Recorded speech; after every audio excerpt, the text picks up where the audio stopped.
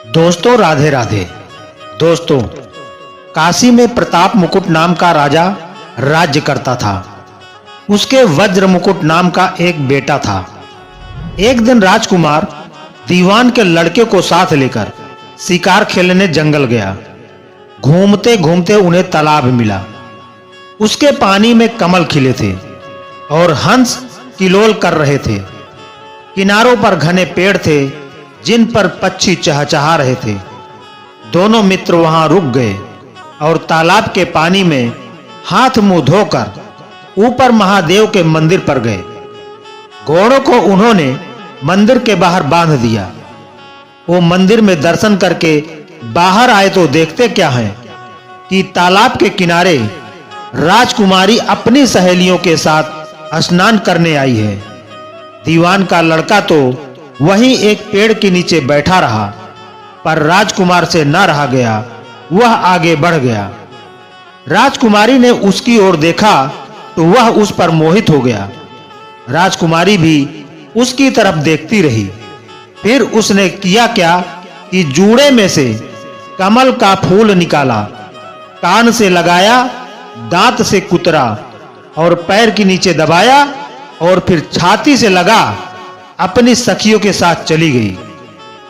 उसके जाने पर राजकुमार निराश हो अपने मित्र के पास आया और सब हाल सुनाकर बोला, मैं इस राजकुमारी के बिना नहीं रह सकता, पर मुझे न तो उसका नाम मालूम है न ठिकाना। वह कैसे मिलेगी? दीवान के लड़के ने कहा, राजकुमार आप इतना घबराए नहीं, वह सब कुछ बता गई है। राजकुमार ने पूछा, कैसे? वह बोला, उसने कमल का फूल सिर से उतारकर कानों से लगाया तो उसने बताया कि मैं कर्नाटक की रहने वाली हूं। दांत से कुतरा तो उसका मतलब था कि मैं दंतबाट राजा की बेटी हूं। पांव से दबाने का अर्थ था कि मेरा नाम पद्मावती है। और छाती से लगाकर उसने बताया कि तुम मेरे दिल में बस गए हो। इतना सुनना था कि राजकुमार खुशी से फूल उठा और बोला, अब मुझे कर्नाटक देश में ले चलो। दोनों मित्र वहां से चल दिए। घूमते फिरते सैर करते दोनों कई दिन बाद वहां पहुंचे। राजा के महल के पास गए तो एक बुढ़िया अपने द्वार पर बैठी चरखा कातती मिली। उसके पास जाकर दोनों घोड़ों से उतर पड़े और बोले, माई हम सौदागर हैं, हमारा सामान पीछे आ रहा है, हमें रहने को थोड़ी जगह दे दो। उनकी सकल सूरत देखकर और बात सुनकर बुढ़िया के मन में ममता उमड़ आई। बोली, बेटा तुम्हारा घर है, जब तक जी में आए रहो। दोनों वहीं ठहर गए। दीवान के बेटे ने उससे पूछा, माई तुम क्या करती हो? तुम्हारे घर में कौन कौन है? तुम्हारी गुजर कैसे होती है? तो बुढ़िया ने जवाब दिया, बेटा मेरा एक बेटा है जो राजा की चाकरी में है। मैं राजा की बेटी पद्मावती की धाय थी। बूढ़ी हो जाने से अब घर में रहती हूं। राजा खाने पीने को दे देता है। दिन में एक बार राजकुमारी को देखने महल में जाती हूं। राजकुमार ने बुढ़िया को कुछ धन दिया और कहा, माई कल तुम वहां जाओ तो राजकुमारी से कह देना कि जेठ सुदी पंचमी को तुम्हें तालाब पर जो राजकुमार मिला था वह आ गया है। अगले दिन जब बुढ़िया राजमहल गई तो उसने राजकुमार का संदेशा उसे दे दिया। सुनते ही राजकुमारी ने गुस्सा होकर हाथों में चंदन लगाकर उसके गाल पर तमाचा मारा और कहा, मेरे घर से निकल जा। बुढ़िया ने घर आकर सब हाल राजकुमार को कह सुनाया। राजकुमार हक्का बक्का रह गया। तब उसके मित्र ने कहा, राजकुमार आप घबराएं नहीं, उसकी बातों को समझें। उसने 10 उंगलियां सफेद चंदन में मारी। इससे उसका मतलब यह है कि अभी 10 रोज चांदनी के हैं। उनके बीतने पर मैं अंधेरी रात में मिलूंगी। 10 दिन के बाद बुढ़िया ने फिर राजकुमारी को खबर दी तो इस बार उसने केसर के रंग में 3 उंगलियां डुबोकर उसके मुंह पर मारी और कहा, भाग यहां से। बुढ़िया ने आकर सारी बात सुना दी। राजकुमार शोक से व्याकुल हो गया। तो दीवान के लड़के ने समझाया, इसमें हैरान होने की क्या बात है। उसने कहा है कि मुझे मासिक धर्म हो रहा है, 3 दिन और ठहरो। 3 दिन बीतने पर बुढ़िया फिर वहां पहुंची। इस बार राजकुमारी ने उसे फटकार कर पश्चिम की खिड़की से बाहर निकाल दिया। उसने आकर राजकुमार को बता दिया। सुनकर दीवान का लड़का बोला, मित्र, उसने आज रात को तुम्हें उस खिड़की की राह बुलाया है। मारे खुशी के राजकुमार उछल पड़ा। समय आने पर उसने बुढ़िया की पोशाक पहनी, इत्र लगाया, हथियार बांधे। 2 पहर रात बीतने पर वह महल में जा पहुंचा और खिड़की में से होकर अंदर पहुंच गया। राजकुमारी वहां तैयार खड़ी थी। वह उसे भीतर ले गई। अंदर के हाल देखकर राजकुमार की आंखें खुल गई। एक से बढ़कर एक चीजें थी। रात भर राजकुमार राजकुमारी के साथ रहा। जैसे ही दिन निकलने को आया कि राजकुमारी ने राजकुमार को छिपा दिया और रात होने पर फिर बाहर निकाल लिया। इस तरह कई दिन बीत गए। अचानक एक दिन राजकुमार को अपने मित्र की याद आई।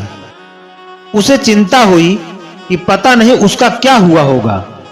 उदास देखकर राजकुमारी ने कारण पूछा तो उसने बता दिया। बोला, वह मेरा बड़ा प्यारा दोस्त है, बड़ा चतुर है। उसकी होशियारी ही से तो तुम मुझे मिल पाई हो। राजकुमारी ने कहा, मैं उसके लिए बढ़िया-बढ़िया भोजन बनवाती हूं। तुम उसे खिलाकर तसल्ली देकर लौट आना।